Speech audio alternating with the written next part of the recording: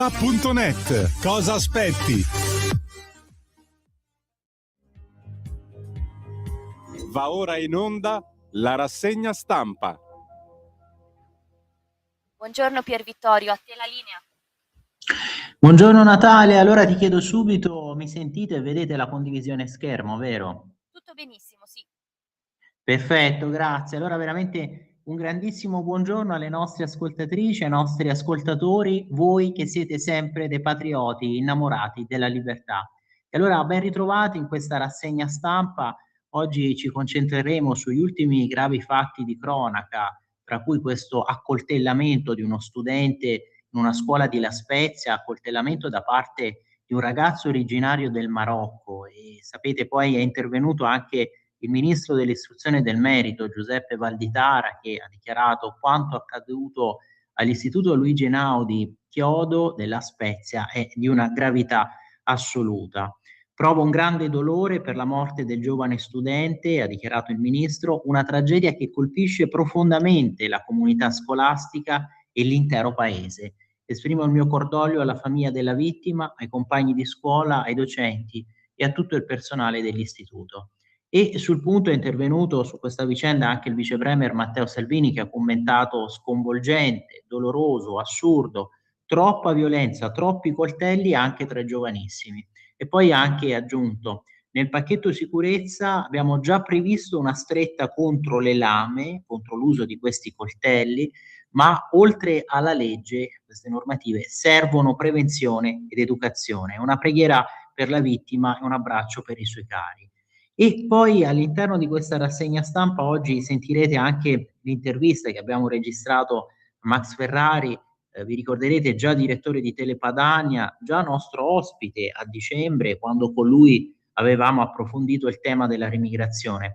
E con lui abbiamo toccato diversi argomenti, tra cui quello proprio dei tanti crimini commessi dagli immigrati e il tema anche delle decisioni, a volte veramente sconcertanti, di alcuni magistrati, e solo per citarne degli esempi che abbiamo commentato un po' nelle ultime settimane, per esempio la condanna a soli 5 anni di carcere per il bengalese che aveva stuprato e messo incinta una bambina di 10 anni in un centro di accoglienza, e poi per esempio la liberazione dei 2 tunisini appena fermati dopo i pestaggi avvenuti in zona Stazione Termini a Roma, oppure la condanna di un carabiniere a 3 anni di carcere soltanto perché aveva sparato al siriano che stava accoltellando un collega militare.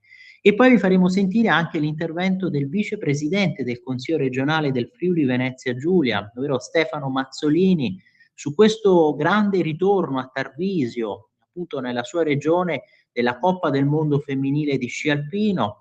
E poi con lui abbiamo voluto commentare anche un tema di cui si è parlato poco a livello nazionale, cioè di questo upgrade, di questo innalzamento di livello nel rating che ha ottenuto proprio la regione Friuli Venezia Giulia da parte di Moody's, dell'agenzia di rating Moody's. È un rating che è passato da Baa2 a Baa1, insomma un riconoscimento veramente di rilievo per comunque la solidità finanziaria e istituzionale del Friuli Venezia Giulia.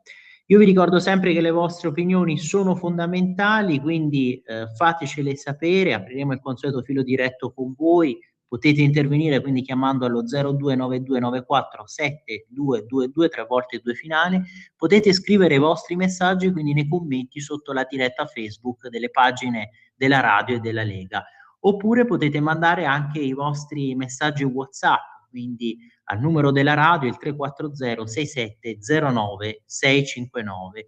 E vi ricordo sempre le nostre coordinate, potete quindi seguirci dal canale digitale della Radio DAB, dalle pagine Facebook dicevamo della radio e della Lega, dal nostro nuovo sito internet www.radiolibertà.net, sito sempre aggiornato con tanti contenuti, e poi naturalmente anche dalle app di Radio Libertà per i sistemi operativi iOS e Android, e poi anche naturalmente dal canale YouTube. Il consueto invito che vi rivolgo sempre, quindi se volete scampare questo, sfuggire a questo clima di ubriacatura ideologica, del woke, del politicamente corretto, quindi abbonatevi a Radio Libertà, sosteneteci, davvero basta poco per sostenere una radio che rappresenta un unicum in questo panorama, e quindi potete andare sulle sezioni abbonati e dona ora del nostro nuovo sito internet. E allora abbiamo ripetuto questa parte, è veramente a volte monotono risentirlo, ma lo dobbiamo dire per chi si collega per la prima volta, che ci ascolta appunto per la prima volta. Ripetita Juvent, triplicata Scotchant, diceva il nostro professore di storia del diritto medievale e moderno. Ma allora subito, vedete, prima pagina del giornale, perché c'è l'intervista proprio a Matteo Salvini. Vedete, Salvini all'attacco, Lega la più spiata, fuori i mandanti, quindi esclusivo l'intervista sul caso Dossieropoli. Quanto è stata spiata la Lega, veramente un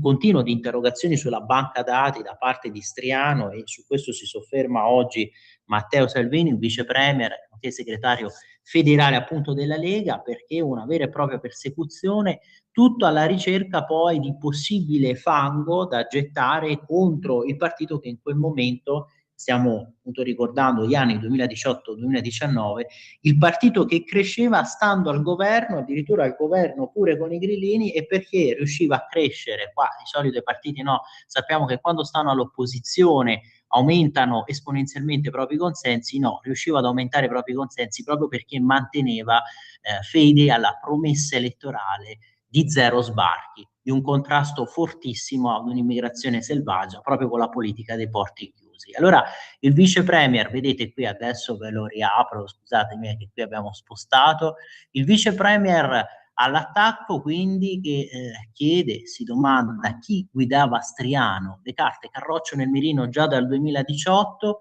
l'intervista accurata da Gabriele Barberis, le migliaia di SOS per spiare la Lega, il caso Striano è un vaso di Pandora, e Matteo Salvini chiede i nomi dei mandanti in questa intervista rilasciata durante la visita alla redazione del giornale. E allora vedete, andiamo subito a pagina 5, poi come chiamata editoriale di Tommaso Cerno qui in prima pagina con vedete, riferimento controcorrente, buonisti su Marte. E allora subito, vedete, qui andiamo ad occuparci di questo caso dello spionaggio. Noi più dossierati, ecco chi ci ha colpiti, ora voglio i mandanti. Leader della Lega appunto in visita al giornale, non mi interessa Striano ma chi lo esortava. Qui anche virgolettate a proposito della persecuzione, hanno provato con i rubli, con i russi, il fango sul tesoriere, noi come Vasco, che cantava appunto siamo ancora qua. E i sospetti, all'epoca c'erano pezzi di finanza e servizi deviati e certi ambienti più finanziari che politici. Eravamo i più dossierati, ma mi viene voglia appunto di citare il Blasco, e già, siamo ancora qua. Matteo Salvini sfugge un sorriso amaro, ma parla in modo accorato della vicenda Dossieropoli, appena rilanciata dalla relazione della Commissione antimafia che ha fornito le prove del cosiddetto sistema Striano. Sorriso amaro perché purtroppo sì, sono passati tutti questi anni, e quindi poi alla fine si prova anche a metabolizzare quello che è successo con un po' di saggezza, di buonsenso, però resta veramente l'amarezza, perché si capisce quanto poi questo partito venga percepito come antisistema, come sia da sempre colpito, bersagliato, e infatti poi qui vedrete la parte sui sospetti, sui nomi, e Matteo Salvini dice appunto alcuni ambienti più finanziari che politici, quelle 20 persone che tirano i fili, anche se per fortuna adesso hanno meno potere. Certo, oggi il vero potere è disporre dei dati, ma su di me non possono avere un cavolo. E sì, chi erano questi mandanti? Il leader della Lega è rilassato, dolce vita blu, jeans e gilet di piumino, siede nella sala riunioni del giornale con il direttore Tommaso Cerno nella sua visita fuori programma in redazione.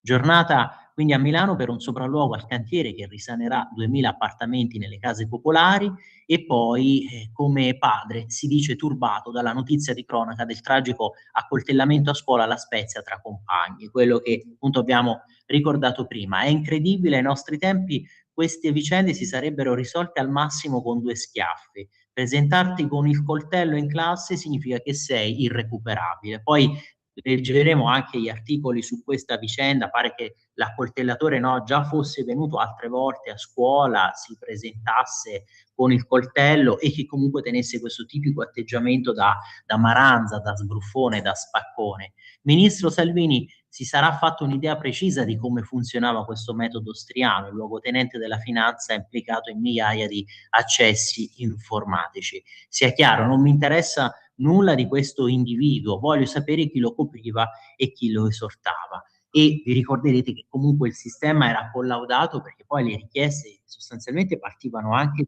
dagli isti d'inchiesta del Domani, che di fatto commissionavano questa pesca a strascico sui dati, sui dossier, proprio per carpire il maggior numero possibile di informazioni. Quindi le inchieste e le azioni scagliate contro la Lega sono state molteplici negli ultimi anni e qui vedete, no, tra parentesi, in corsivo si infervora. Hanno provato con i rubli, con i russi, con il fango contro il nostro tesoriere Alberto Di Ruba. Ad Armando Siri hanno veramente combinato le peggiori cose, hanno spiato i nostri capigruppo e Luca Morisi è stato trattato in modo indegno. Zero esiti penali, tutti calunniati, tutti così svergognati, ma per fortuna sono tutte persone che hanno spalle larghe, famiglie e un futuro. Ma chi vi ha colpito alla fine, dopo tutto questo accanimento, questo infierire? Pezzi di Guardia di Finanza che erano deviati all'epoca, pezzi di servizi che erano al servizio di altri all'epoca, non ultimi certi giornalisti al cospetto di editori ovviamente compiaciuti e compiacenti. C'è un giornale che si è accanito anche sulla mia casa, acquistata su immobiliare.it con un mutuo di 30 anni come milioni di italiani. E come chiedete giustizia adesso? Ora bisogna cercare i mandanti, sospetti, quelli cui la Lega dà fastidio. Perciò lo diciamo spesso, no? Una Lega partito antisistema che quindi risulta scomodo come movimento per questi nomi. E infatti vedete quello che stavamo anticipando prima, alcuni ambienti più finanziari che politici, quelle 20 che tirano i fili. In che modo intendete intervenire? C'è una connivenza giudiziaria che va decapitata. Oggi c'è gente che parla dei dossieraggi facendosi passare addirittura per vittime. Chi sono? Giornalisti e finanzieri. E a che punto sono le querele che aveva annunciato a tutela della Lega? Io ho presentato querele contro trasmissioni e quotidiani che mi hanno infangato e lo chiamano giornalismo d'inchiesta. Purtroppo, per come funziona il sistema giudiziario, sapremo qualcosa tra 10 anni. Lentezza cronica, no, per alcuni processi, per alcuni contenziosi, quando però abbiamo visto alcuni processi connotati da una certa dose di politicizzazione, sono andati avanti in maniera spedita. E allora, quanti procedimenti ha vinto la domanda di Gabriele Barberis? 2 o 3 contro Saviano, che mi aveva definito ministro della malavita, con Oliviero Toscani che diceva che facevo puntini puntini agli imbecilli, e ho perso incredibilmente con Carlo De Benedetti, che aveva sostenuto una tesi assurda, che io sono antisemita quando mi accusano di essere troppo filo Israele, ma i giudici hanno detto che rientrava come critica. Quindi avete capito anche qui l'altra assurdità, qualcosa di sconcertante. Sta introducendo il tema della giustizia. Il referendum potrà sortire degli effetti anche sul tema dei dossieraggi illeciti? Io conto che il 22 e 23 marzo il referendum metterà tutto a posto, tutto in ordine. Intanto non vorrei più vivere in un paese dove certi servizi si tacciavano i conti bancari anziché contrastare trafficanti di esseri umani. Quello che è venuto fuori poi con il caso Palamara, no? Ve lo ricorderete che in quelle chat i magistrati di fatto si confidavano su quello che avveniva, magistrati che poi riconoscevano che Matteo Salvini stava svolgendo il suo lavoro di ministro degli interni e lo stava compiendo anche egregiamente, quindi riconoscevano che aveva ragione a contrastare l'immigrazione clandestina, però poi si trovavano d'accordo su questo punto ma va contrastato, lo dobbiamo fermare. E quindi la giustizia è utilizzata come arma politica, invece come servizio che dovrebbe essere reso e amministrato appunto a tutela dei cittadini. E su questo tema ci avete già scritto, vedo che sono arrivati dei messaggi, per esempio Marco che ci scrive: buongiorno, la solita ipocrisia però è in ritardo, non servono leggi, bisogna tornare alla famiglia naturale, all'abolizione del divorzio, della 194, dei diritti pervertiti, rimettere al centro la persona, non la finanza. La scuola, a volte è la causa della violenza, vedi ideologia di alcuni insegnanti. Questo Marco che ci scrivi, immaginiamo ovviamente a commento di quello che è successo purtroppo in questo istituto di La Spezia, a proposito anche delle risposte che però si devono fornire, poi vedremo, no, nel nuovo pacchetto di sicurezza come verrà anche rimodificata questa fattispecie penale della detenzione dei coltelli. Di fatto per determinate lame non sarà più possibile anche invocare una giustificazione, ecco, un giustificato motivo per il porto d'armi di queste lame all'esterno, comunque quando si portano appunto in giro. E poi altri messaggi, vedo per esempio che non c'è la firma, a proposito quindi degli ingressi che ci dite che sarebbero avvenuti, no, in questi anni con il governo della Meloni, che aveva la Meloni però promesso il blocco navale, poi della Meloni ovviamente leggeremo anche il resoconto di questo incontro che si è tenuto in Giappone con la premier giapponese, e quindi il confronto che c'è stato. Leggeremo anche l'editoriale del nostro direttore Giovanni Sallusti, editoriale per Libero, a commento anche di questa scelta di utilizzare il selfie in stile manga per le due premier. E poi un altro messaggio: Salvini subito agli interni, ritornare come ministro degli interni. Sapete, poi dopo l'assoluzione confermata di fatto con la sentenza della Cassazione che aveva confermato l'assoluzione per il caso Open Arms, Matteo Salvini aveva dichiarato: io comunque continuo il mio lavoro da ministro delle infrastrutture, da ministro dei trasporti. Certo è che appunto prima abbiamo ricordato i risultati che aveva conseguito come ministro degli interni. E allora ve l'avevo anticipato, intanto l'editoriale di Tommaso Cerno, ritorniamo qui sulla prima pagina che magari avete già letto prima, visto, no? Magari anche già con giornalone che fa vedere comunque le prime pagine gratuite e disponibili dei vari quotidiani, e quindi sicuramente magari qualcuno di voi l'ha già letto, ma appunto Buonisti su Marte, proprio lo riprendiamo su questo tema del buonismo, del lassismo, alla fine anche di una scuola che si trova a volte quasi fragile di fronte a tanta violenza giovanile. E poi sentiamo, no, la sinistra che dice, ripete, ma non si può pensare soltanto alla repressione penale. Leggeremo anche alcuni interventi di esponenti di AVS, della sinistra più estrema: non si può pensare solo alla repressione penale, serve l'istruzione, serve l'educazione, servono quelle politiche sociali che il governo Meloni non starebbe attuando. Però qui bisogna anche comunque affrontare, no, questa violenza e combatterla, contrastarla. Non è possibile appunto che dei ragazzi vadano a scuola, si presentano con queste lame, che stanno diventando quasi un accessorio di moda.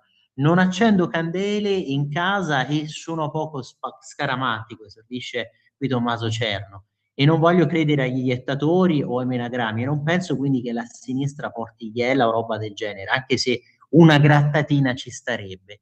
Deve proprio essere che vivono su Marte, quello vero, quello rosso come loro, il pianeta il pianeta rosso, appunto, se il giorno dopo aver intavolato la solita difesa d'ufficio per il rom rapinatore ucciso dal povero Jonathan, che se l'era ritrovato in casa a rubare, ha provato a difendersi, ci ritroviamo un coltello lungo come un macete in tasca a un ragazzino diciottenne, per dovere di cronaca di origine marocchina, che va a fare il vendicatore in classe e manda all'altro mondo un coetaneo. E poi, ecco, vedete, qui ha richiamato il caso di questo Jonathan che si è difeso in casa sua e che ha ucciso il rapinatore rom. Ma anche su questo caso poi l'abbiamo anche richiamato, questo fatto segnalato nell'intervista con Max Ferrari. Ma vi rendete conto che dei giornali come il Corriere della Sera e altri hanno praticamente mostrificato, demonizzato la vittima, hanno voluto far vedere che sì, si esercitava con la box, quindi forse era violento? Cioè, vi rendete conto l'insinuazione dei dubbi? La vittima che viene sbattuta in prima pagina, quasi presentata come un mostro, soltanto perché si è difesa, oltretutto poi una vittima che del reato, che adesso deve essere anche difesa dai carabinieri, perché i Rom sanno adesso come si chiama, dove vive, i parenti di questo rapinatore ucciso, parenti che avete visto hanno assediato addirittura il pronto soccorso, parenti che sono addirittura intervenuti per dire ma lui, questo ragazzo che lascia dei bambini, dei figli, stava andando a lavorare. Cioè, ma vi rendete conto la difesa del lavoro del rapinatore, del ladro? A che punto siamo arrivati, a che mondo veramente a rovescio, per usare l'espressione vannacciana, siamo arrivati. Quindi quest'altro ragazzo è stato pensato invece assassinato in classe, ucciso a scuola, quella dove il ministro Valditara ha mandato i ragazzi palestinesi di Gaza a studiare, e si è sentito accusare dalla CGIL che lo sciopero delle scemenze non lo indice mai, nemmeno al venerdì, lo ha accusato di dossierare i palestinesi. Altro caso, altra polemica che credo no, avete sentito, cioè qui non solo si è accusato il governo Meloni di non fare, di non realizzare nulla a favore dei palestinesi, sempre la solita retorica, propaganda, quando in realtà poi la Repubblica Italiana si è messa a disposizione per aiutare i palestinesi, tra cui tanti studenti palestinesi che sono stati accolti nelle nostre scuole. E proprio per lo svolgimento di questa funzione, la circolare del ministro Valditara della scuola, dell'istruzione del merito, aveva richiesto no, di alla fine identificare il numero esatto, preciso di questi palestinesi che sono stati inseriti nei programmi scolastici italiani, e le opposizioni che hanno gridato allo scandalo: ah, si vogliono classificare, si vogliono discriminare, una schedatura. Insomma, anziché invocare metodi duri, galera e arresti in flagranza all'americana e alla francese o spagnola, se proprio vogliamo dirla tutta, AVS già accusa il governo di strumentalizzare il cadavere per avere la scusa di realizzare e attuare delle leggi più rigide di quelle che vedono ancora sotto processo i carabinieri del caso Rami, anziché delinquenti di corvetto. Ecco, questo è un altro caso proprio di giustizia che è sovvertita, di palese ingiustizia, di mondo proprio al contrario, al rovescio, cioè che ancora continuano queste indagini su chi stava inseguendo dei delinquenti. Non si può dire, cioè vi ricordate mesi e mesi passati a sentire la difesa di ragazzi che stavano comunque commettendo reati, che non si erano fermati all'alto dei carabinieri, che quindi dovevano essere fermati, eppure in questo mondo così sovvertito accade che siano i carabinieri, no, ad essere indagati e ad essere ancora demonizzati da certa opinione pubblica. La verità è che sul pianeta rosso, quello della sinistra, funziona così da anni, ma la conseguenza è che qui sulla Terra i violenti si sentono protetti da mezzo Parlamento, anzi idolatrati. È la stessa sinistra che manda la Salis, no, all'Europarlamento, come i Maranza che fanno a gara sui social per proclamarsi il re di turno di quel branco di imbecilli pericolosi. Ma è normale, se ogni volta che c'è un crimine la colpa è delle vittime, di noi che non capiamo come loro, poverini, siano poveri e soli, e della democrazia che poverina deve includere, sarà sempre peggio. E invece deve finire qui. E quindi veramente un grido accorato da parte di Cerno per dire ora basta con questa situazione. Ma io mi scuso invece con Lisetta, vero Natalia, perché ci sta chiamando, allora facciamo sentire la chiamata, prego. Buongiorno a tutti, sì appunto Lisetta. Allora signor Scimia, stamattina l'ho chiamata per la sicurezza, è quello che ne penso io. Allora, oggi la situazione mi sembra sia notevolmente aggravata, perché al di là delle sbandierate riforme sulla giustizia non vi è la certezza della pena, signor Scimia. Mancano le strutture e il personale per garantire la sicurezza dei cittadini. Allora faccio un piccolo esempio. Le isole dell'arcipelago toscano, tipo Pianosa, Capraia, Gorgona, erano famose perché negli anni 50-60 ospitavano, mi sembra, strutture carcerarie che oggi non ci sono più. E sottolineo che oggi non ci sono più. Cosa vuol dire questo? Che se non costruisci nuovi carceri e nel contempo aumenti la tipologia di reati, il sistema non regge. E quindi i delinquenti li trovi in strade e a camminare impuniti. L'ultimo caso, l'assassinio del capotreno da parte di un soggetto che doveva stare o in carcere o rimpatriato, alla faccia proprio di quanto viene sbandierato. Tutto qua, io la saluto e una buona giornata e auguri a tutti gli Antoni, che oggi è Sant'Antonio anche. Grazie, saluto, buona grazie. giornata di nuovo, signor Scimia. Grazie, giusto ricordarlo, veramente l'augurio che rivolgiamo per Sant'Antonio Abate, ovviamente oggi. E Lisetta, ti rispondo con quello che ha già dichiarato no, Nicola Molteni, annunciato in questa intervista che aveva rilasciato ieri per il Riformista a Claudia Conte, no? Come rispondi a chi teme che queste misure, perché è stata annunciata tutta una serie appunto di norme con il nuovo DDL sicurezza che punta a rafforzare l'ordine pubblico, l'azione delle forze dell'ordine, e la domanda su queste misure che addirittura potrebbero comprimere diritti e libertà fondamentali dei cittadini.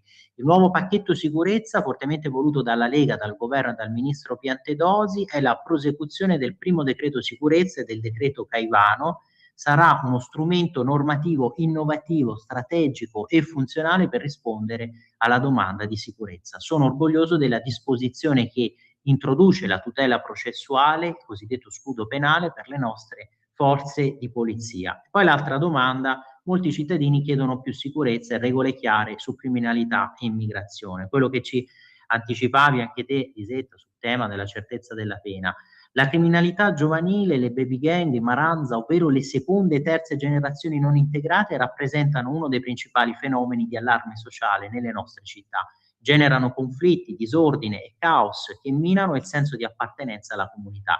Le risposte che mettiamo in campo sono straordinarie e strategiche, partendo dal divieto assoluto al porto di coltelli e lame, la cui violazione sarà punita severamente, con un aggravante nel caso in cui i soggetti sono travisati, oppure di utilizzo delle armi da taglio nei pressi di parchi, giardini e stazioni.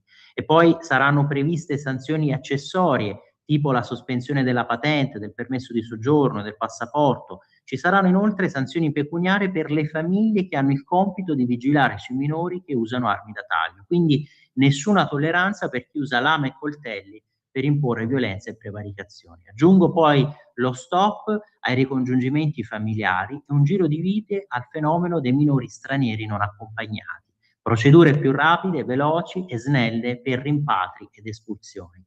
L'Italia non può essere terra franca per irregolari che portano la guerriglia sociale nelle città.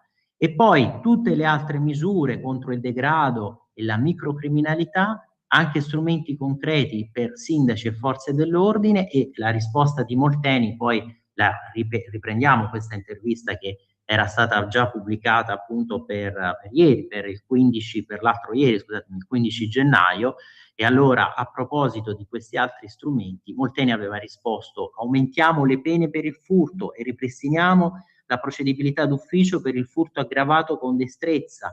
Questo consentirà di contrastare il fenomeno dei borseggi nelle città, che arreca anche un grave danno reputazionale, di immagine per il turismo. Potenziamento del DASPO, e rendiamo sistemiche le zone rosse a vigilanza rafforzata nei quadranti cittadini più complessi, tipo per esempio nelle stazioni. Con il divieto di allontanamento e gli arresti contrastiamo spaccio, degrado urbano e criminalità predatoria. E poi anche sono stati promessi a livello di organizzazione proprio per le forze dell'ordine. In che modo quindi questo inciderà sugli organici, sulle turnazioni e carichi di lavoro degli operatori? La risposta: nella prima legge di bilancio abbiamo stanziato oltre 1 miliardo per le assunzioni e 1,5 miliardi per i rinnovi contrattuali del comparto sicurezza e difesa, e oltre 42.000 assunzioni, 13.000 all'anno, il doppio di quelle fatte realizzate dalla sinistra quando era al governo, abbassando anche l'età media dei poliziotti di 3 anni. Aggiungo anche 6.800 militari di strade sicure a presidio di siti sensibili e vigilanza delle stazioni.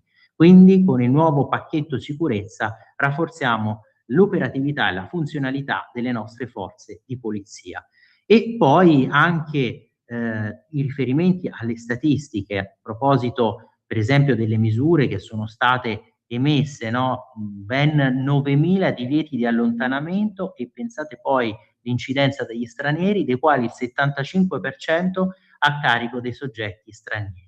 Quindi quello che è stato realizzato in questi 10 mesi del 2025. Abbiamo investito oltre 100 milioni per implementare la videosorveglianza nei comuni, e investito 200 milioni per la sicurezza urbana nelle città, nel contrasto proprio allo spaccio, al degrado e ai fenomeni di delinquenza diffusa. E allora questa è l'intervista che recuperiamo, ma prima dopo la rimostriamo appunto per il Riformista, ma invece per il giornale volevo ricondurvi poi l'altra facciata, pagina 4, tanto appunto l'intervista di Matteo Salvini che abbiamo visto, proprio per il dossieropoli. Assalto alla Lega, vedete 38 big schedati, cercavano persino i rimborsi di Salvini. Qui siamo a pagina appunto 4 del giornale di oggi, sul tema appunto abbiamo visto prima l'intervista di Matteo Salvini, ma su questo scrive Rita Cavallaro.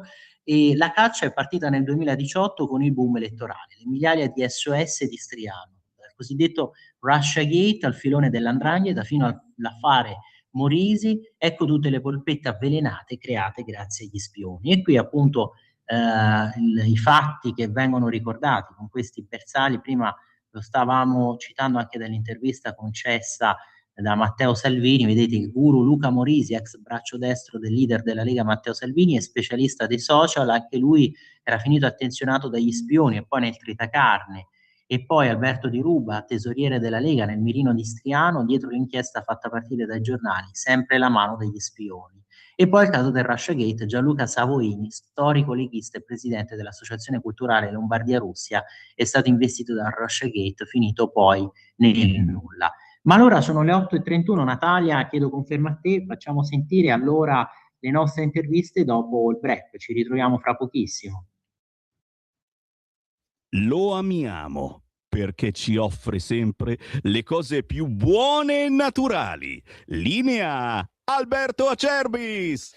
Un saluto care amiche e cari amici di Radio Libertà. Una grande notizia, chiaramente, per chi conosce l'olio extravergine di oliva Acerbis, per chi lo usa da tanto tempo, è sicuramente una notizia importante. Per gli altri che magari lo vogliono provare, questo è il momento per approfittarne. Sì, perché tutto il mese di gennaio e tutto il mese di febbraio olio nuovo prezzo vecchio, quindi potrete ordinare chiamando 030 68 40 408 6 bottiglie da 1 litro di olio estratto a freddo Acerbis a sole 84 euro e il trasporto è gratuito. Parliamo di un olio estratto a freddo da olive italiane selezionate all'origine.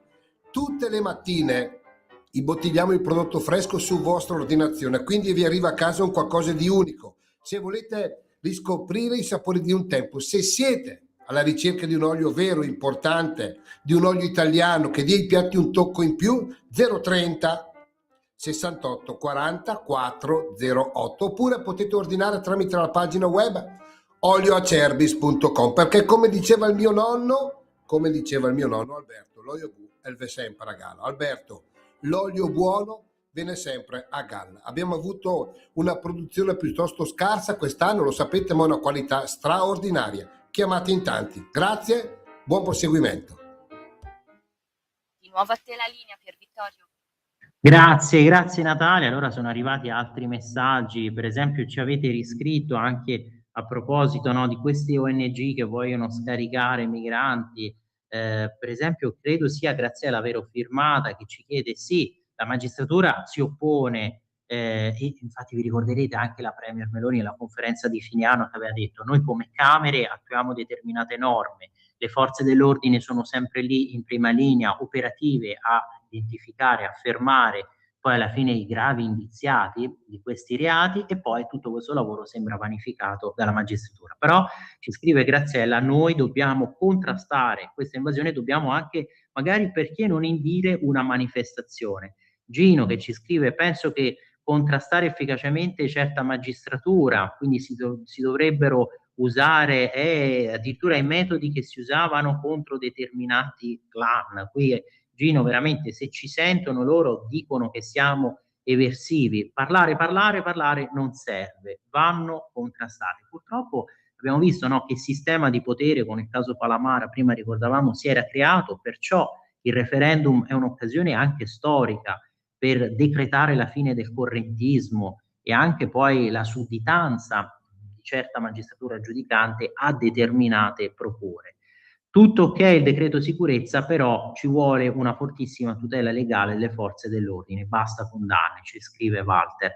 Ma in realtà abbiamo visto che proprio le nuove modifiche che prevederanno questo scudo penale rafforzato, non ci sarà più anche l'indagine per atto dovuto, no, nei confronti poi alla fine di ufficiali delle forze di polizia giudiziaria, che ovviamente eseguono delle determinate misure, fermi, arresto in flagranza, comunque che devono assicurare alla giustizia quelli che sono i gravemente indiziati di reati. Ecco, per loro non ci sarà più l'indagine come atto dovuto nel caso appunto di determinate fattispecie e che quindi possono essere alla fine ricondotte anche ad una legittima difesa o comunque all'adempimento proprio dei propri doveri connessi alla propria funzione. Ma sono le 8:35, allora io vi ricordo le interviste che intanto facciamo sentire per questa parte. Dicevamo l'intervista a Max Ferrari, già nostro ospite, già direttore di Telepadania, e abbiamo parlato proprio anche di questi temi, dei crimini commessi dagli immigrati, del doppio pesismo di determinata magistratura, che è così inflessibile con gli italiani, con le forze dell'ordine, così lassista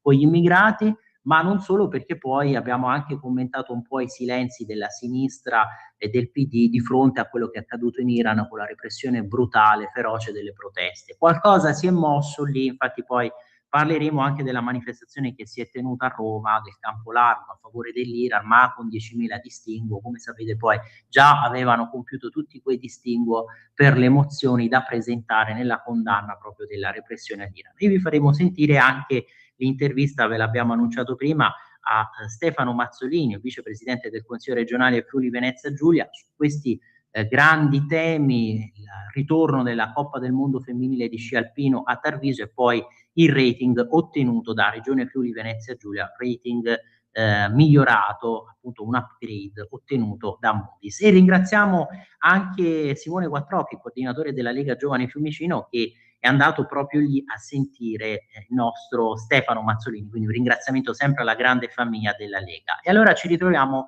dopo queste due interviste. A fra pochissimo. Siamo qui insieme al vicepresidente del Consiglio regionale del Friuli Venezia Giulia, Stefano Mazzolini. Vicepresidente, quest'anno a Tarvisio torna la Coppa del Mondo femminile di sci alpino, un appuntamento davvero prestigioso che assume ancora più valore in vista delle imminenti Olimpiadi di Milano Cortina 2026. È sicuramente un momento importante per Tarvisio e anche una grande soddisfazione organizzare un evento sportivo così importante, la disciplina di sci veloce femminile, supergigante discesa libera.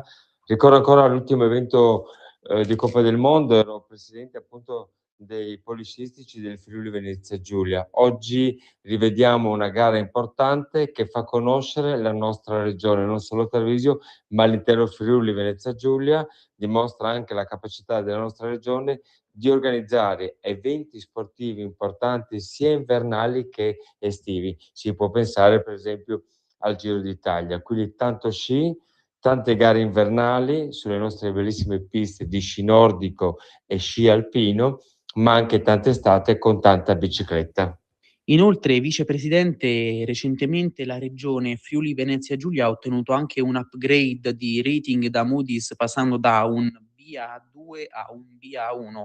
Insomma, un riconoscimento significativo per la solidità finanziaria del Friuli Venezia Giulia, nonché per il livello della sua gestione amministrativa.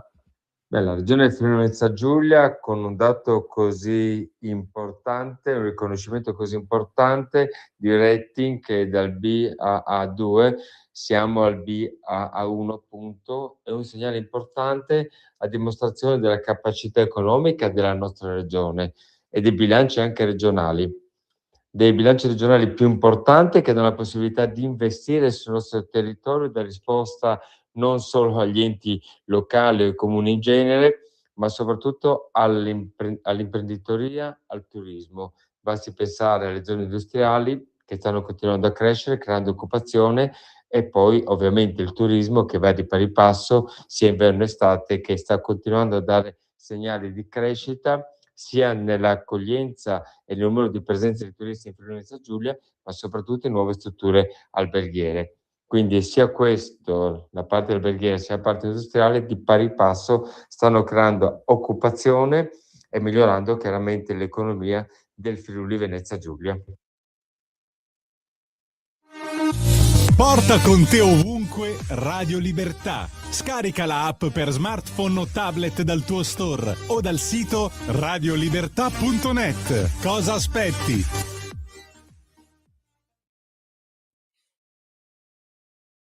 Eccoci qui. Allora, oggi è in collegamento con noi di Radio Libertà Max Ferrari, già direttore di Telepadania, nostro ospite a dicembre, quando con lui avevamo approfondito il tema della remigrazione. Max, grazie sempre per essere con noi, è veramente un onore poterti avere. Grazie a voi, è sempre un piacere.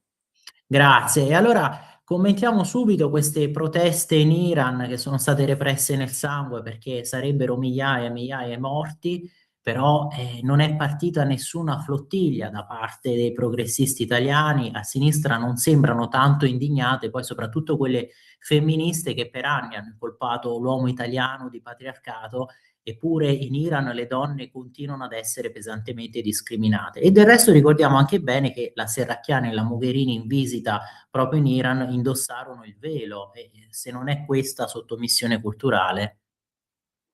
Sì, diciamo che da anni noi sottolineiamo questa ipocrisia e questo doppio registro usato dalla sinistra, ma non ci deve assolutamente, diciamo così, non ci deve stupire, perché pensiamoci, queste sinistrorse, queste donne che qui fanno le femministe woke, eccetera, sono coloro che sono gli agenti della islamizzazione in Europa, sono coloro che vorrebbero che tutte le nostre donne vestissero il velo, sono le maggiori propagandiste dell'utilizzo del velo nelle scuole, nei locali pubblici, eccetera, eccetera.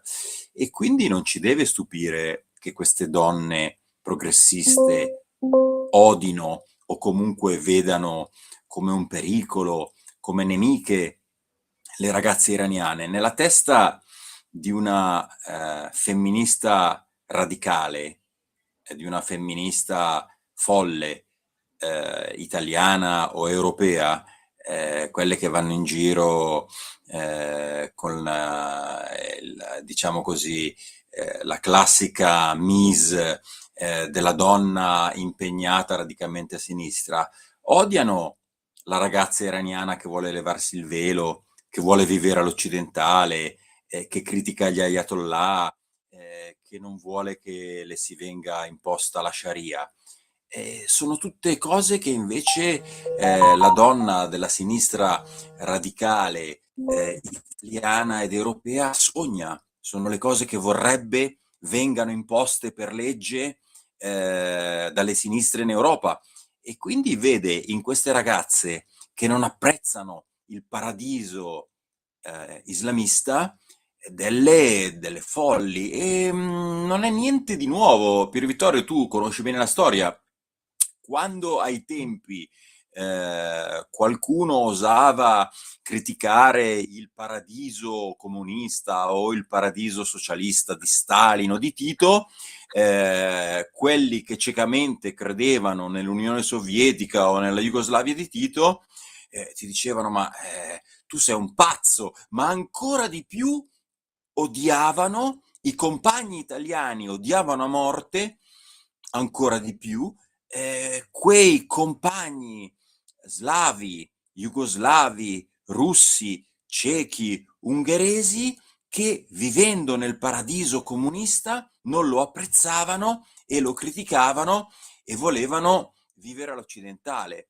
E vi ricordate, no, che cosa disse il presidente emerito Napolitano e quelli dell'Unità, che cosa scrissero quando gli studenti e gli operai ungheresi scesero in piazza contro il regime comunista di quel paese, il regime filosovietico?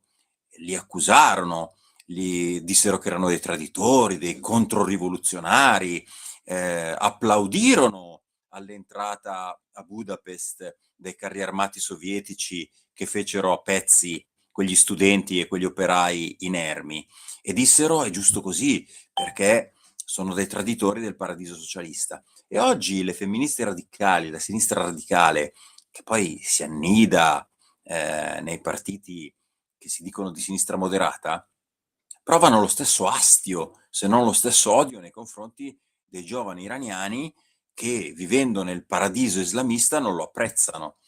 Quindi non vedo, è una follia, ma non vedo contraddizioni nel pensiero malato delle persone sopracitate. Eh sì, un cortocircuito logico, mentale che persiste. E Max, torniamo ad occuparci anche di politica interna, purtroppo anche di immigrazione, che è sempre più legata alla criminalità. Abbiamo visto anche i recenti e gravissimi fatti di cronaca con pestaggi avvenuti in zona Stazione Termine, ma poi il giudice ha liberato i 2 tunisini fermati. Ecco, non ti sembra che certa magistratura proprio applichi 2 pesi e 2 misure, sia proprio razzista verso gli italiani, perché è estremamente inflessibile con i cittadini, pure e soprattutto con le forze dell'ordine, e quasi lassista poi con questi immigrati? Ricordiamo le ultime decisioni assurde, no? Che hanno scandalizzato tanti, perché la condanna di un carabiniere a 3 anni di carcere perché aveva sparato al siriano che stava accoltellando un collega militare, e poi la condanna a soli 5 anni di carcere per il bengalese che ha stuprato e messo incinta una bambina di 10 anni in un centro di accoglienza. Sì, noi per anni in Lega abbiamo assistito, negli anni, diciamo così, ruggenti della Lega, qualsiasi nostra proposta veniva bollata. Ah, ma questo è contro la Costituzione è immutabile, sacra, eccetera. Va bene, va bene. Però uno dei capisaldi, uno dei principi più sacri della Costituzione, non solo italiana, ma di tante Costituzioni in giro per il mondo, è che la giustizia è uguale per tutti. Come tu giustamente fai notare, le notizie di cronaca, non di questi ultimi giorni, ma di questi ultimi anni, ci dicono invece che non è così. In Italia la giustizia non è uguale per tutti, quindi la Costituzione è violata giornalmente. C'è una doppia legalità, per il cittadino italiano o per l'immigrato assimilato che si comporta bene. Ci sono multe elevatissime a non appena sgarri, c'è la pena più alta possibile, c'è la inflessibilità assoluta, non c'è nessun tipo di elasticità, se sbagli devi pagare.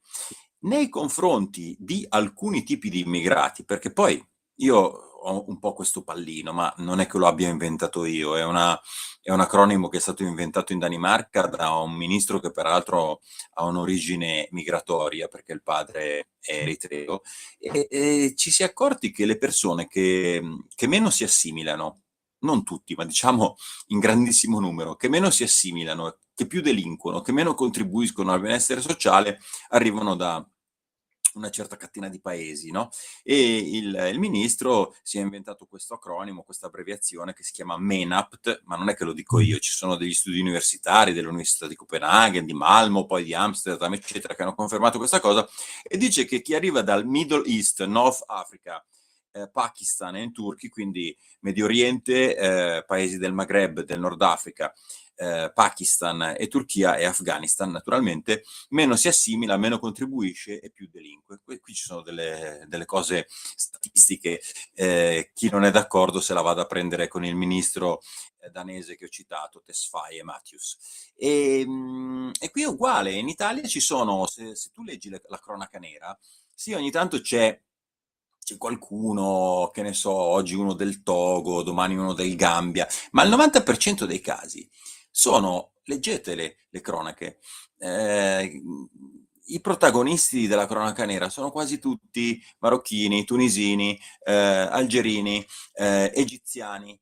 Non è che lo dico io, è scritto, no? Ci sono le statistiche. E quindi evidentemente non è che si tratta di persone cattive, perché nei loro paesi, se tu vai, non delinquono, no? O comunque c'è un tasso di delinquenza normalissimo. E allora come mai quando vengono in Italia si trasformano? Perché qui trovano un ambiente che in qualche maniera li sprona, no? Perché appunto c'è la doppia legalità. E quindi uno che a casa sua non si permetterebbe mai di fare una certa cosa, qui la fa dicendo: tanto a me, perché sono io, perché vengo da un certo paese, a me questa cosa sarà in qualche maniera, non sarà punita, perché per me troveranno una scusa, diranno che sono in fuga da un paese in guerra, e non è vero, perché stiamo parlando di paesi che non sono in guerra, sono paesi dove gli italiani vanno a fare del turismo, diranno che io sono una minoranza religiosa da tutelare, sono una minoranza etnica da tutelare, eccetera, eccetera, e quindi in qualche maniera non sarò sottoposto a quello che sarebbe la punizione della legge cui sarebbe sottoposto un cittadino italiano. Quindi io direi che il razzismo sta non in chi chiede che a queste persone venga comminata la pena che verrebbe comminata anche ad un cittadino italiano, ma razzista è chi invece dice no, al cittadino italiano la pena va comminata senza sconti, a quest'altro invece non va comminata e va in qualche maniera esentato da qualsiasi tipo di punizione perché proviene da un certo paese o è portatore di un certo credo religioso. Ecco, questa è discriminazione su base etnica, discriminazione su base religiosa, discriminazione su base della provenienza. Qualcuno dirà, sì, però si tratta di discriminazione positiva. Vi ricordate che c'era nella sinistra, è molto radicato questo concetto della discriminazione positiva, ma la discriminazione positiva è comunque una discriminazione che ha dei connotati negativi nei confronti non solo della popolazione nativa, ma anche degli immigrati di qualsiasi provenienza essi siano, di qualsiasi credo religioso essi siano, che sono venuti nel nostro paese, in Europa, e si sono assimilati. E quindi qualcosa va rivisto, perché altrimenti gli episodi cui quotidianamente assistiamo e che si stanno esponenzialmente moltiplicando diventeranno così tanti per cui moltissimi di noi, soprattutto i soggetti più deboli, ed è qui che la sinistra è veramente ipocrita, soprattutto i soggetti più deboli non potranno più uscire di casa, perché notatelo, le vittime di queste baby gang, cosiddette baby gang, quasi tutte nordafricane, chi sono? Sono i soggetti più deboli, sono gli anziani, sono gli invalidi, che sempre più spesso vengono colpiti, sono le donne di tutte le età, soprattutto anziane, sono i bambini. Quindi quei soggetti che la sinistra dovrebbe tutelare più degli altri, visto che loro sono i paladini dei deboli. E invece sono le prime vittime sacrificali di questi predatori, di queste truppe di occupazione, perché di questo si tratta, e soltanto la destra, la cattivissima destra, cerca di tutelare le persone più deboli, italiane o immigrate, ma assimilate e non delinquenti, perché il discorso è esattamente questo. Gli immigrati assimilati, gli immigrati che si comportano bene, sono vittime, tanto quanto noi, di coloro che non si comportano bene e che sono spronati a non comportarsi bene. Da chi? Dalla sinistra. Chiaro, chiarissimo, no? Giusto questo che ci ha detto, perché è anche una vaccinazione contro l'ingenuo ottimismo di certi immigrazionisti. E poi con te, Max, volevamo riaffrontare anche i temi di politica europea. Purtroppo dobbiamo anche commentare un'altra eurofollia, oggi se ne occupa Francesco Giubilei proprio sul giornale, ossia il documento che l'Unione Europea ha rivolto al Kosovo per l'ingresso nell'Unione, un vero e proprio diktat ideologico perché viene prescritto il linguaggio woke, banditi i termini marito e moglie, uomo e patria, ma poi soprattutto dopo oltre 25 anni viene concretizzato questo accordo UE-Mercosur. Domani è prevista la firma ad Asunción, giungeranno anche i presidenti della Commissione Europea Ursula von der Leyen e del Consiglio Europeo Antonio Costa. Verrà siglata questa intesa con ovviamente i rappresentanti di Uruguay, Paraguay, Argentina e Brasile, ma la Lega però voterà a favore invece della mozione di sfiducia, ecco, all'Europarlamento una mozione di sfiducia alla von der Leyen per la firma di questo accordo.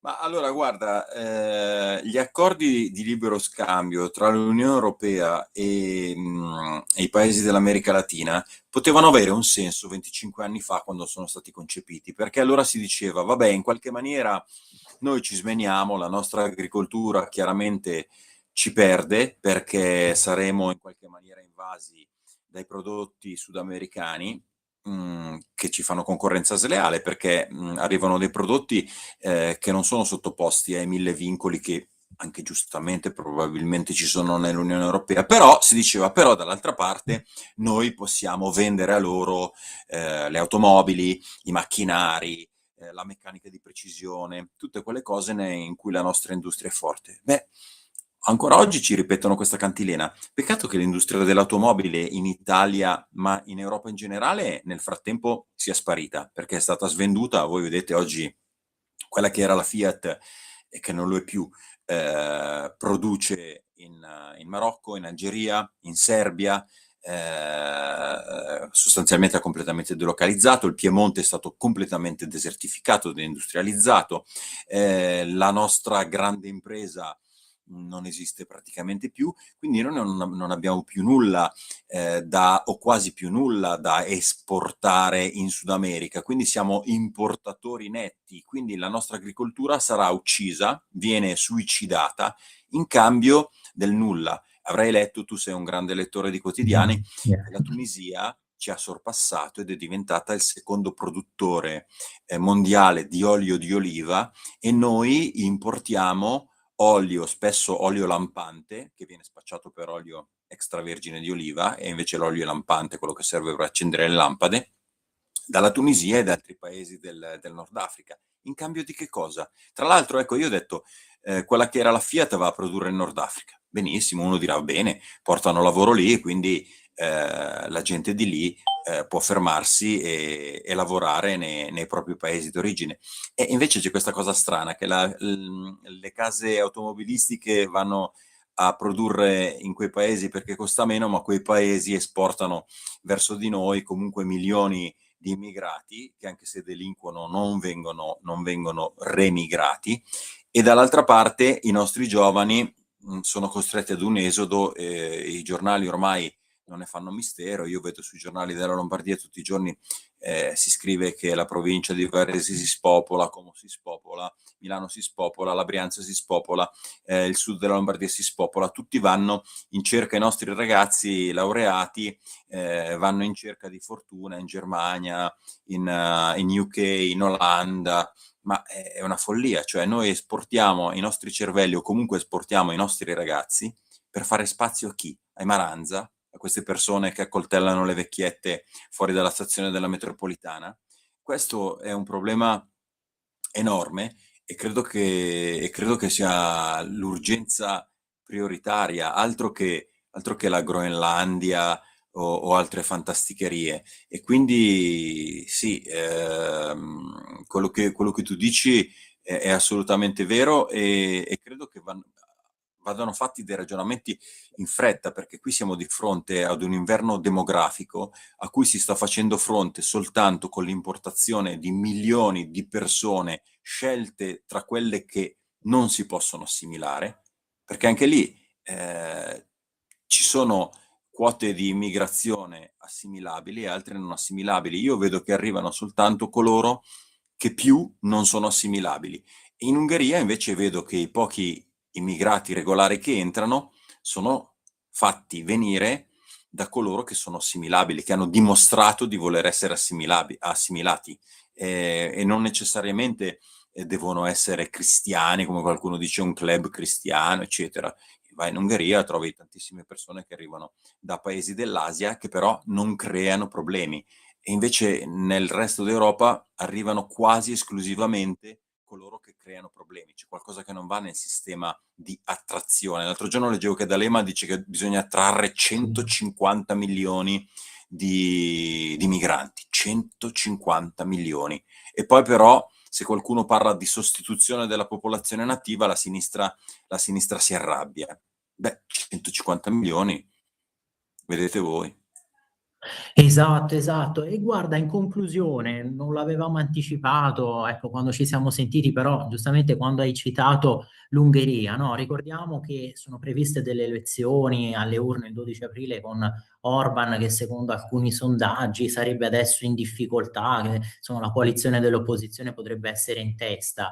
E come vedi, ecco, anche questa contrapposizione per le elezioni presidenziali in Portogallo, perché c'è l'alleato della Lega, Ventura, che probabilmente rischia anche di combattere, come al solito, una partita da solo contro tutto il sistema di un finto centrodestra e un finto centrosinistra, e anche le sensazioni che poi hai raccolto quando sei stato al gala di fine anno degli Young Republicans a New York l'anno scorso, proprio con la delegazione della Lega che è stata lì. Abbiamo sentito anche Davide Quadri che era lì con te, con l'onorevole Luca Toccalini, con l'europarlamentare Isabella Tovaglieri. Guarda, ti dirò la verità, la situazione in Portogallo non la sto seguendo, ti posso soltanto dire che l'ultima volta che sono stato a Lisbona mi sono spaventato, sembrava di essere in Bangladesh o a Islamabad, e invito chiunque ad andarci, perché comunque il Portogallo è magnifico, Lisbona è una bella città, e poi mi racconterete se non provate la stessa nostra sensazione. Poi i nostri amici di Scega, il partito che tu hai menzionato, mi hanno detto esattamente, io non avevo assolutamente affrontato l'argomento e la sera mi dicono, ma qui ormai sembra di essere a Dhaka, la capitale del Bangladesh, oppure a Karachi. Ed è esattamente quello che avevo pensato io, perché i numeri sono veramente strabordanti, è una cosa incredibile. Quindi la situazione in Portogallo sta sfuggendo di mano. Più interessante mi sembra la questione che tu hai menzionato dell'Ungheria, perché sì, il 12 di aprile ci sono delle elezioni che saranno fondamentali, perché noi sappiamo che Orban, anche se è a capo di una piccola nazione, è quel granello di sabbia che dà moltissimo fastidio all'ingranaggio della EURSS, dell'Unione Sovietica Europea, come diceva Bossi, è il grande nemico di Ursula von der Leyen e di Soros, e il meccanismo UE sta facendo di tutto per manipolare, per truccare le elezioni ungheresi. Non lo dico io, ci sono le prove, i giornali ungheresi lo hanno dimostrato più volte, c'è tutto un complotto a livello di Unione Europea, l'ha detto non più tardi di 24 ore fa Péter Szijjártó, che è il ministro degli esteri ungherese. Sappiamo benissimo che il partito di opposizione Tisza è una creatura fantoccio creata da Soros e da tutti coloro che stanno dietro alle mire di Ursula sull'Ungheria. Tenteranno in tutti i modi di manipolare le elezioni, l'abbiamo visto, no? Cosa hanno fatto in Romania. Tenteranno di riproporre qualcosa di simile in Ungheria.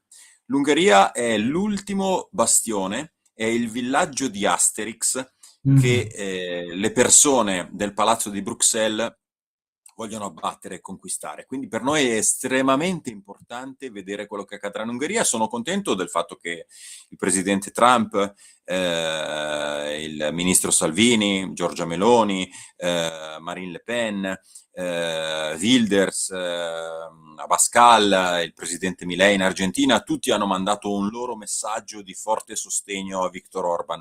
Perché vedete, se cadesse l'Ungheria, cadrebbe, come ho detto, quel bastone tra le ruote al potere ormai quasi illimitato del regime della von der Leyen. Oggi l'Ungheria e la Slovacchia sono quelli che riescono a mettere il bastone tra le ruote e a bloccare l'ingranaggio malefico spesso, perché come tu sai, come molti di voi sanno, ancora oggi c'è il principio dell'unanimità in Europa, e quindi bastano 1 o 2 paesi che si oppongano ad alcune follie, non sempre funziona, ma spesso Orban ci riesce, e quindi la follia viene bloccata. Quindi una volta eliminato Orban possono fare quello che vogliono.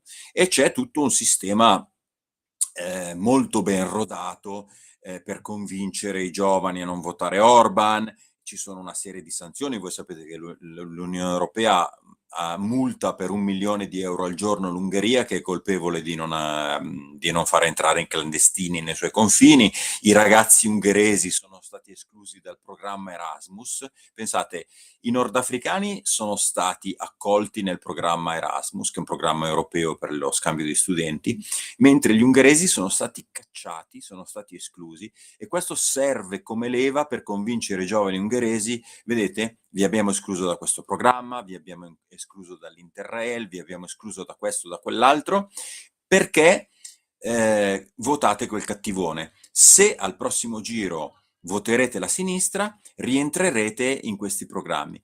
Sembrano delle stupidaggini, ma su un giovane di 18-19 anni che magari vuole girare il mondo, vuole conoscere, eccetera, eccetera, dice, beh, perché?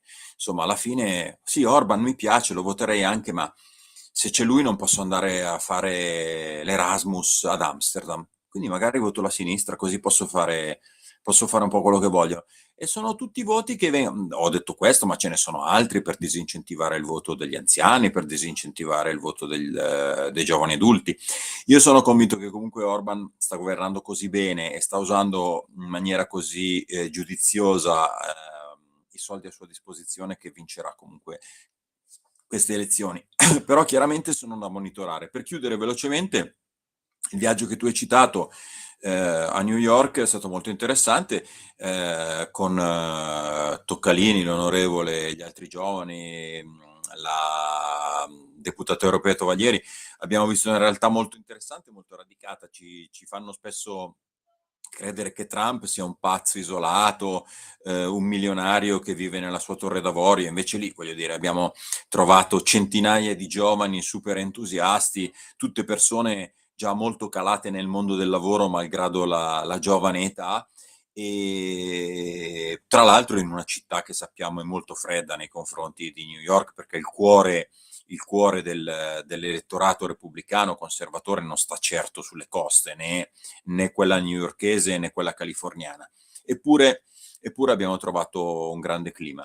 Chiaramente, e per concludere, i media europei ed italiani in particolare ci danno una visione completamente distorta del mondo. Vediamo già quanto ci raccontano di bugiardo se si parla di cronaca italiana. Proviamo a pensare quante panzane ci raccontano per quanto riguarda l'Unione Europea, l'Ungheria, il Medio Oriente, la Russia. Da giornalista ne ho viste di tutti i colori. Il mio consiglio è sempre quello: quando leggete certi giornali, leggeteli con attenzione e poi pensate o fate l'esatto contrario. Chiaro, chiarissimo. Grazie mille Max, perché quello che ci ha detto smaschera un po' le menzogne di questo Occidente che, soprattutto in Unione Europea, è malato di intellettualismo woke, di questa ideologia, quindi veramente speriamo di riaverti presto. Grazie. Arrivederci. Porta con te ovunque Radio Libertà. Scarica la app per smartphone o tablet dal tuo store o dal sito radiolibertà.net. Cosa aspetti? Pier Vittorio, a te la linea. Grazie Natalia. Allora riprendiamo questa pagina. Abbiamo sentito prima da Max Ferrari anche questo riferimento, no, alla questione dell'olio tunisino, e allora volevo aprire un attimo, ecco, una digressione su questo, con l'articolo proprio sulla Verità di oggi, a pagina 15 vedete, di Carlo Cambi, come sapete spesso nostro ospite anche su Radio Libertà. Altra beffa, ci invade l'olio tunisino, ok? Al paese nordafricano per l'export raddoppiato fino a 100.000 tonnellate, né dazi né controlli. Turbativa di mercato, in Italia crolla il prezzo dell'extravergine. Parma chiama, Vittoria risponde con la voce dei trattori che gridano contro Bruxelles, a dare manforte dalla Toscana alla Puglia si agitano gli olivicoltori. Nel mirino chi fatica la terra nel giorno in cui Ursula von der Leyen, incurante dell'opposizione di 5 paesi e di forti perplessità del Parlamento europeo, va a firmare in Paraguay il Mercosur, quello che stavamo ricordando prima, no? Quest'altro accordo con l'America Latina. Mercosur di cui pare si sia almeno convinta a non chiedere l'immediata e provvisoria attuazione. Ci sono infatti le concessioni che l'Europa sta compiendo al resto del mondo e che mettono in ginocchio le nostre produzioni. Se giovedì a protestare erano i pescatori che devono difendersi dai regolamenti europei che limitano la loro attività, mentre consentono alle barche nordafricane di compiere catture ovunque, stavolta tocca anche a chi produce olio d'oliva.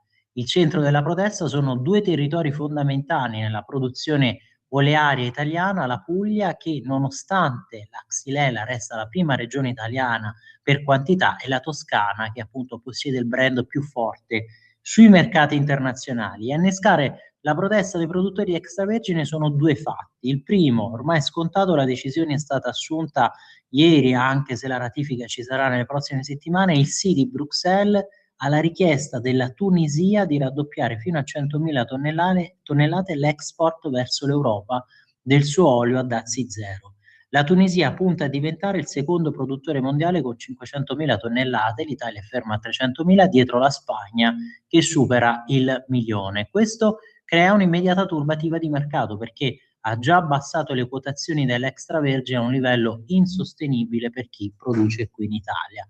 E nelle ultime 4 settimane, con l'immissione sul mercato della nuova produzione, il prezzo è sceso del 20%. Non si va oltre in Puglia alla quotazione certificata dall'Ismea di 3,20, 4,5 euro al litro. Una causa è sicuramente dovuta alla massiccia importazione dalla Tunisia, da cui è già arrivato il 38% in più di prodotto, ma ora, con la richiesta di fatto accettata di raddoppiare il quantitativo spedito in Europa senza dazio, la situazione diventa ancora più critica. E poi nel finale, vedete, ieri di nuovo è stato messo sotto accusa dagli agricoltori aderenti al COPE, al CRA, che hanno mobilitato a Parma oltre 300 trattori, sfilando per la città che è rimasta bloccata per ore, assediando l'EFSA, che è appunto l'autorità europea di controllo sugli alimenti, la cui sede è appunto nella città ducale e a Vittoria, dove è stato presidiato l'ingresso del mercato ortofrutticolo. E tra 2 giorni si replica in tutta Italia e il 20 a Strasburgo. Insomma, queste sono tutte le proteste per un'invasione dell'olio tunisino. Abbiamo letto che questo poi può determinare ovviamente anche un abbassamento proprio dell'extravergine, del prezzo dell'extravergine in Italia, un prezzo che poi diventa insostenibile per i nostri produttori. Ma noi ritorniamo un attimo sul giornale per riprendere la questione dossieraggi, spionaggi, ci avviciniamo poi anche alla conclusione della nostra rassegna, però volevo riprendere anche la riflessione di Mascheroni su Giù la maschera, per questo tema della criminalizzazione della vittima, l'assurdo che abbiamo visto, no, in questi giorni ai danni appunto di questo ragazzo di Lonate Pozzolo italiano che si è dovuto difendere dall'aggressione e dalla rapina. Qui Varesotti, razzisti, detestiamo l'esaltazione dei giustizieri della notte, siamo alieni dai facili populismi etnoleghisti. Sentite, no, come deve precisare ironicamente Mascheroni per evitare critiche. Allora, ma da lettori di giornali ci domandiamo, esiste ancora la realtà? Esistono i fatti o esistono solo le narrazioni sulla realtà e sui fatti?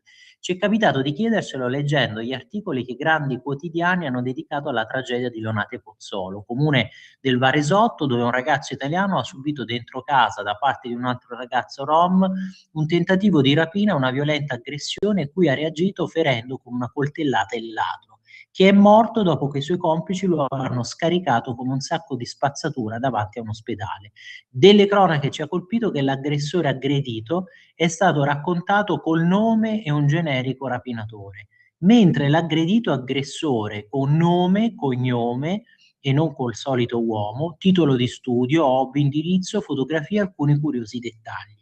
Il sacco da box sul terrazzo, elemento che vuole dirci che ha una passione per la violenza e quindi figurati se non ha simpatie fasciste. Vedi, era un razzista. E poi familiari bifolchi, un popolo discepolo di birrifici, tatuatori e corse dei cani, l'aquila sul cancello, il Varesotto è pieno di aquile di pietra sui cancelli.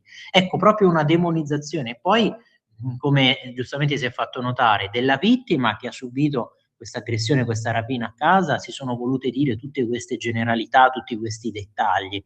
E invece solitamente quando poi, nella gran parte dei casi, chi commette reati di violenza, chi aggredisce, chi rapina, chi entra in casa per rubare è il rom, è lo straniero, questi dettagli curiosamente, guarda caso, non vengono detti, vengono nascosti. Il guaio è che noi siamo Varesotti, facciamo palestra, beviamo birra e scommettiamo alle corse in tempi in cui la giustizia si interpreta in base all'etnia. Se ci succede qualcosa e ci imbattiamo in cronisti così e in un giudice immigrazionista ci becchiamo 20 anni, anche 30 va.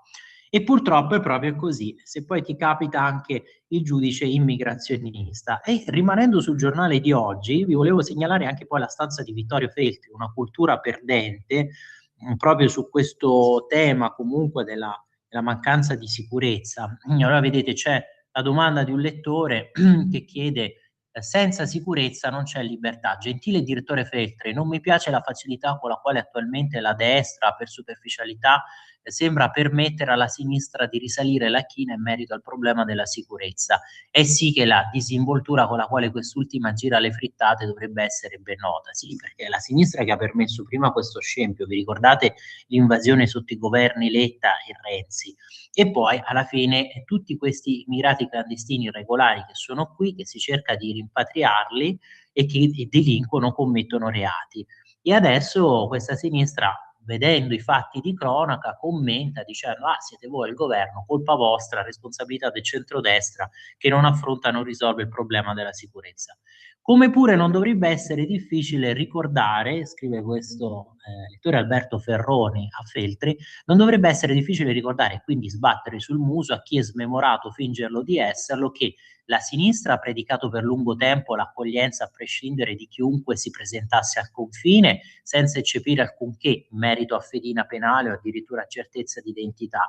E due, ha sistematicamente fatto da difensore d'ufficio a tutela di immigrati e da pubblica accusa nei confronti dei tutori dell'ordine in tutti i casi ove gli uni e gli altri sono venuti a contatto nel corso di un evento criminogeno.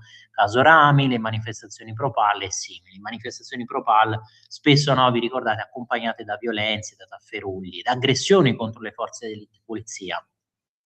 3. Opera in sinergia con certa magistratura. E ora invece per sopramercato, dopo che la sinistra, oltre a quanto precede, ha devastato i conti con porcherie tipo super bonus, ce la dobbiamo pure sorbire quando alza il ditino e accusa la destra di governo che se non investe è colpa sua, non assume personale. Detto fra noi, premesso che per me la presidente Meloni è a livello di Berlusconi quanto a capacità, fossi stata al suo posto durante la conferenza stampa di inizio d'anno, avrei puntualizzato meglio che in merito a quella quota di insufficienza e insoddisfazione che lei stessa ha messo sulla sicurezza, tenuto conto di quanto sopra, altro che 3 anni che occorrono per rimediare. E infatti vi ricorderete, la Meloni stessa era stata anche molto trasparente, che aveva detto: io stessa non mi voglio assegnare la sufficienza, no, sul tema della sicurezza, possiamo realizzare di più, ma sta di fatto che ereditata una situazione così disastrosa, effettivamente poi 3 anni sono pochi per riuscire a porre rimedio e a riparare tutto ciò. E Vittorio Feltri qui risponde: caro Alberto, hai compiuto proprio centro con una precisione che fa male perché la verità quando è nuda brucia. Il problema sicurezza non nasce oggi, non nasce con questo governo e non si risolve con un decreto tampone per quanto necessario. Il problema sicurezza è figlio legittimo di un modello culturale ed è un modello culturale di sinistra. Negarlo è malafede o analfabetismo politico. Per 30 anni ci è stato raccontato che il criminale è una vittima, che la violenza è un disagio, che il delinquente va compreso, che il rapinatore è fragile, che lo spacciatore è marginalizzato, che lo stupratore è frutto di un contesto. Nel frattempo chi rispettava le regole veniva trattato da fesso, chi difendeva la legge da reazionario, chi pretendeva ordine da fascista e chi chiedeva sicurezza da paranoico. Questo è il disastro, non giuridico ma antropologico. Quindi leggetevi tutta questa riflessione, io qui vi conduco alla conclusione, ecco, visto qui di incalzare del tempo, scrive appunto Vittorio Feltri qui nel finale di questa sua risposta al lettore: Meloni, che tu paragoni a Berlusconi per capacità, ma che a mio avviso è molto più in gamba di quest'ultimo, sentite, si trova davanti a un paese devastato nel tessuto morale, prima ancora che in quello sociale. Non bastano 3 anni, non bastano 5, occorre anche ripetere parole scomode, è necessario rimettere al centro l'autorità, il dovere, la responsabilità e il limite. Bisogna smettere di chiedere scusa a chi viola la legge e tornare a pretenderne il rispetto, perché la sicurezza non è un lusso, è il primo diritto e senza sicurezza non esiste libertà, non esiste giustizia, non esiste convivenza. Chi non lo capisce è parte del problema, chi finge di non capirlo è complice. E quindi la responsabilità è innanzitutto di questo modello culturale, antropologico della sinistra, che ha sempre scusato, giustificato gli aggressori, i rapinatori, poverini, devono delinquere perché sono i figli di un contesto di disagio economico. Ma tornando, rimanendo sempre qui sul giornale, tornando al tema che avevamo anche poi sottolineato con il nostro ospite, con Max Ferrari, vedete a pagina 15, ira del centrodestra per il diktat europeo sul linguaggio woke, le linee guida dell'Unione per gli stati che vogliono aderire, fidanza una follia. Lo scriveva già ieri Giubilei, oggi ritorna sul tema, il documento con le linee guida per l'uso della lingua come fattore di uguaglianza e inclusività, finanziato dall'Unione Europea per i nuovi Stati membri, in cui si vietano l'utilizzo, sentite, delle parole come signori e signore, maschile e femminile e patria, scoperto dal giornale, che diventa un caso politico. E infatti, vedete, Fratelli d'Italia e Lega sono infatti intervenuti per stigmatizzare la propaganda woke e politicamente corretta che viene condotta da Bruxelles con i quattrini dei cittadini europei. Vedete l'intervento di Carlo Fidanza, il capodelegazione di Fratelli d'Italia, ma anche la Lega che è intervenuta con l'europarlamentare Isabella Tovaglieri, che ha chiesto basta wokismo, affermando come l'ideologia woke, il politicamente corretto, vogliono cancellare il nostro linguaggio, la nostra storia, le nostre tradizioni. aderire a questa ideologia woke come condizione per entrare in Unione Europea è assolutamente inaccettabile, una vergogna. E poi ritornando invece sul tema dello spionaggio, vedete qui a pagina 4, visto che poi avevamo un attimo interrotto, sempre a pagina 4 del giornale, vedete quello che era successo, che proprio nell'estate del Papete che Striano ha compulsato, ecco quello che sta venendo fuori, che sta emergendo dal sistema Striano, ha compulsato Striano i sistemi analisti per tirare fuori dal cilindro Gianluca Savoini, l'affare dei quattrini da Mosca, con la nuova fanfara del Russiagate, l'affaire droga su Luca Morisi, mentre Salvini e la sua politica dei porti chiusi avevano condotto l'allora ministro dell'Interno a finire nel mirino dei PM. Un attacco congiunto, si potrebbe definire concentrico, no? Politico, giudiziario e mediatico, che dai primi atti dell'inchiesta sembrava essersi consumato senza spiate dirette a Salvini. Invece gli approfondimenti investigativi hanno dimostrato che anche il leader della Lega è nella lista dei dossierati. Il suo dossier però era ben nascosto in questa SOS, questa informativa. Vedete qui il codice. Non di interesse della Direzione Nazionale Antimafia e quindi ritenuta abusiva, contenuta nell'articolo "Così la Lega ha bruciato i 49 milioni che deve restituire", pubblicato sul Domani il 18 settembre 2020 a firma di Emiliano Fittipaldi, mai indagato, e Tizian. Infatti a quella SOS sulla Lega Nord era legata la relazione tecnica proprio del WIF e l'estratto conto di Banca Intesa in cui era riportata la schermata di 2 bonifici disposti dal conto corrente del partito a Matteo Salvini, il quale tra il 22 marzo e il 31 agosto 2018 aveva legittimamente ricevuto 24.000 euro, di cui presunti 49 milioni bruciati. E con il segretario si chiude il cerchio sull'ossessione degli spioni per la Lega, che in 4 anni di attività illecita hanno passato ai raggi X tutto il partito, proprio nel tentativo di annientare politicamente Salvini. E questo per ricordare un'attività che è partita poi, soprattutto lo ricordavamo dal giornale Il Domani. Ma in questa carrellata finale io vi porto intanto sulla prima pagina di Libero di oggi. Vedete qui anche il riferimento alle amicizie pericolose della sinistra, le storie rosse di riciclati e trombati. Emiliano che lascia la giunta in Puglia ma adesso rientra da consulente e poi a peso d'oro, sarà appunto strapagato, e Lucano che porta in Europa la napoletana filo Hamas, Suzanne Fataier, per la campagna giusta. Insomma, se li vanno cercando tutti, no? Come anche la Salis, questi grandi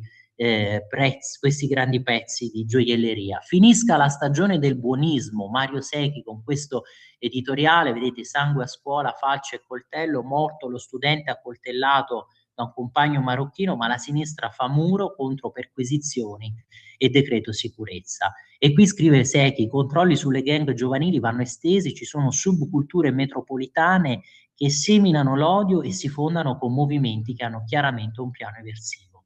Lasciare tutto così com'è è impossibile, anche perché uno dei problemi è la magistratura che applica e interpreta le norme. Abbiamo visto, scritto e impaginato troppe vicende in cui la polizia arresta e poi la legge, la magistratura che applica e interpreta le normative in un certo modo poi li assolve. Il delitto di La Spezia è una campana assordante, è finita un'epoca, e infatti è una campana che suona per tutti quanti noi che siamo stufi di certo lassismo, di certo buonismo. Ma in conclusione, per Libero, io volevo segnalarvi anche a pagina 3 di nuovo l'annuncio su questo pacchetto sicurezza. Poi vedete, ve l'ho riaperto perché prima l'abbiamo letto, questa era l'intervista tenuta da Claudia Conte ieri per Il Riformista, Molteni che rivendica un nuovo DDL sicurezza, combattiamo criminalità e baby gang, Molteni appunto sottosegretario leghista agli interni, e qui potete rivedere tutte le misure che sono state annunciate. Ma poi anche sul Libero di oggi vedete l'annuncio: Salvini subito il decreto sicurezza, PD AVS nuova legge inutile, il centrodestra accelera la stretta sui coltelli, leader della Lega tolleranza sotto zero, e poi il sindaco Peracchini di La Spezia che si è lasciato sfuggire questa verità che ha detto, e quindi apriti cielo, ha detto solo certe etnie a proposito di quelli che girano con i coltelli. Piccolotti che sostiene invece il fallimento del governo sui giovani. E qui volevo anche poi recuperarvi anche l'intervento invece di Fabrizio Cecchetti. Il deputato del Carroccio Fabrizio Cecchetti ha depositato un'interrogazione parlamentare per fare piena chiarezza sul grave episodio avvenuto all'Onate Pozzolo e sui successivi fatti di ordine pubblico verificatisi all'ospedale di Magenta, e sempre caccia aperta a 2 complici proprio del ladro ucciso. I Rom che difendono il ladro ucciso era lì per lavorare. Veramente, guardate, agghiacciante, sconcertante e tragicomico. A volte sembra veramente non di essere nella realtà, ma in un film distopico. E allora 9:24, intanto qui su Libero, in conclusione volevo anche segnalarvi poi quella che è l'editoriale del nostro direttore Giovanni Sallusti a proposito di questo manga Meloni. Vedete, vi porto qui, ecco, a pagina 15, e poi vi segnalo anche l'intervista all'onorevole Marti della Lega a proposito dell'evento che poi si terrà appunto organizzato dalla Lega. Quello però a pagina 6. Qui vedete metapolitica di Giorgia trasformata in manga, selfie fumetto con la premier giapponese, e qui giustamente Sallusti spiega, vedete quanto è avanti la Meloni che si appropria di questo alfabeto, di questa grammatica, linguaggio pop, quello dei manga, quello appunto manga giapponese, e così riesce anche poi ad ottenere questa risonanza, questa visibilità, quanto invece è lontano e provinciale il tinello di casa nostra, no? Dei nostri giornaloni o dei soliti salottini televisivi che stanno lì sempre a discettare, ma la Meloni è fascista o antifascista, perché non si dichiara antifascista? Ecco, sempre le solite chiacchiere. E invece, in conclusione, vedete a pagina 6 questa intervista all'onorevole leghista Marti. La Lega riparte dalle 3 giorni in Abruzzo, sicurezza, trasporti e giustizia le priorità. Quindi date qui poi a recuperarvela tutta. Vedete, senatore Marti, come mai la Lega ha scelto di cominciare questo 2026 in Abruzzo? È frutto di un'intuizione del vice segretario federale Claudio Durigon. In questi mesi ha lavorato a stretto contatto con i coordinatori regionali del centro-sud, svolgendo un lavoro di radicamento sul territorio da parte appunto della Lega. Ci anticipa qualche altro ospite: oltre a Matteo Salvini parteciperanno tutti i ministri e sottosegretari della Lega, il presidente della Camera Lorenzo Fontana, i capigruppo in Parlamento e anche Luca Zaia. Ospiteremo tanti imprenditori, tra cui Brunello Cucinelli, ci sarà il presidente dell'INPS Gabriele Fava, ma questo è solo un passaggio, sarà un parterre ricchissimo. E allora ve lo segnalo, quindi 3 giorni tra Roccaraso e Rivisondoli, dal 23 al 25 gennaio, che si riunirà lo Stato Maggiore del movimento, e quindi questa ripartenza anche qui sul meridione. 9:27, chiedo a te Natalia la conferma, vero? A questo punto dobbiamo chiudere. Io volevo soltanto lasciarvi con questo messaggio che ci è stato mandato prima, ricordo di un'affermazione proprio di Papa Wojtyła, di San Giovanni Paolo II: semplice essere comunisti in un paese libero, impossibile essere libero in un paese comunista. E dopo che abbiamo sentito anche tutti questi interventi di Feltri, di Secchi sul lassismo di certa sinistra post-comunista, direi che veramente possiamo chiudere qui. Grazie a tutti voi per i vostri messaggi, sempre per i vostri interventi, per il vostro ascolto. Ovviamente buona continuazione qui su Radio Libertà, buon fine settimana. Grazie a te Natalia. Avete